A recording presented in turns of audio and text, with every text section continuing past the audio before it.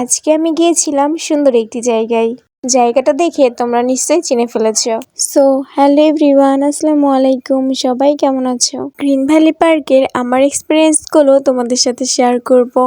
Green valley পার্কে প্রবেশের প্রথমেই তোমাদের সাথে যদি কোনো গাড়ি থেকে থাকে তাহলে সেটা টিকিট কেটে নিতে হবে অ্যান্ড গ্যারেজ করতে হবে। তারপর সামনের দিকে এসে তোমাদের নিজেদের জন্য টিকিট কাটতে হবে। তো এখানে আমি টিকিট কেটে নিই আর টিকিটের মূল্য জন প্রতি 60 টাকা।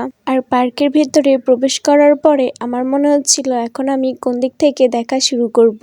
আর এটা কিন্তু আমার এই পার্কে ফার্স্ট আসা না, আমি এর আগেও এসেছি। আর আগে কিন্তু টিকিটের মূল্য ছিল 50 টাকা, এখন কিন্তু 60 টাকা। গ্রিন ভ্যালি পার্ক বাংলাদেশের নাটোর জেলায় অবস্থিত একটি পার্ক। এটা লালপুর উপজেলা সদর থেকে 2 কিলোমিটার দূরে অবস্থিত। আর এই পার্কটি কত বিঘা জমির উপর নির্মিত তোমরা কি জানো? এই পার্কটি প্রায় 123 বিঘা জমির উপর নির্মিত। সাফিনা পার্কটি রাজশাহী বিভাগের মধ্যে সবচেয়ে বড় এবং জনপ্রিয় পার্ক হলেও আমার কাছে আমাদের নাটোরের লালপুরে অবস্থিত এই গ্রিন ভ্যালি পার্কটি বেস্ট মনে হয়। তবে কার কাছে কি মনে হয় সেটা তো জানি না, তবে তোমাদের কার কাছে কি মনে হয় সেটা কমেন্টে বলতে পারো। আর এইটা হলো আরো সুন্দর একটি জায়গা। এই পার্কের মধ্যে এরকম জায়গা 2টি রয়েছে, একটিতে টিকিট কেটে ঢুকতে হয় আর আমি যেটা তোমাদের দেখাচ্ছি এখানে টিকিট কাটতে হয় না। এখানে বসে আমি সুন্দর সুন্দর কিছু পিকচার অ্যান্ড ভিডিও করি। আর এই জায়গাটা আসলে অনেক বেশি সুন্দর।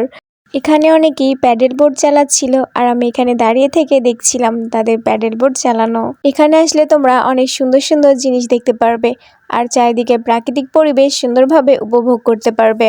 আর এখানে একটা অনেক সুন্দর সুইমিং পুল রয়েছে আর এই স্পিড বোটগুলো অনেক রিস্কি, তার জন্য আমি আর উঠি নাই, তবে যার যার ইচ্ছা।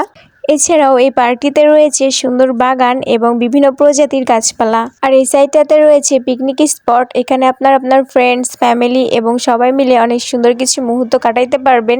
আর এই সুন্দর একটা ফুলের গাছের জন্য এই জায়গাটা আমার কাছে আরো অনেক বেশি সুন্দর লেগেছে। এই পার্কটা অনেক বড়, তো সম্পূর্ণটা তোমাদের তো দেখানো সম্ভব না ভিডিওতে, তারপরেও আমি চেষ্টা করেছি এই পার্কটি তোমাদের ঘুরে দেখানোর। এখানে বেশ অনেকগুলো রাইড রয়েছে, ট্রেন, প্যাডেল বোট, নাগরদোলনা সহ বিভিন্ন ধরনের রাইড ট্রাই করতে অনেকেই তো পছন্দ করে, সেরকম আমিও এই রাইডটাতে উঠি অ্যান্ড এত পরিমাণে ভয় পেয়েছি তোমরা ভিডিওটা দেখলেই বুঝতে পারবে। যখন তখন যে কোনো দুর্ঘটনা ঘটতে পারতো। সিট বেল্ট যদিও দেওয়া থাকে, তারপরে উঠার আগে তোমরা অনেকবার ভেবেচিন্তে উঠবে, এটা আসলে রিস্ক।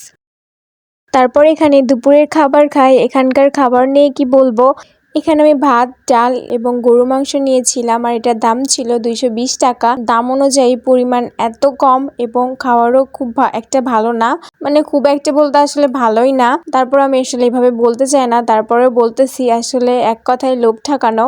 আমার মতে তোমরা যারা এখানে আসো সকলের উচিত বাইরে থেকে খেয়ে আসা অথবা বাসা থেকে রান্না করে নিয়ে আসা।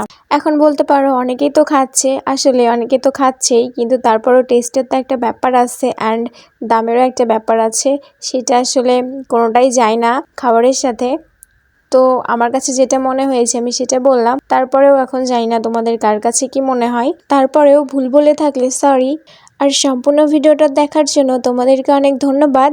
দেখা হবে নেক্সট কোনো ভিডিওতে। তোমরা সবাই ভালো থেকো। আল্লাহ হাফেজ।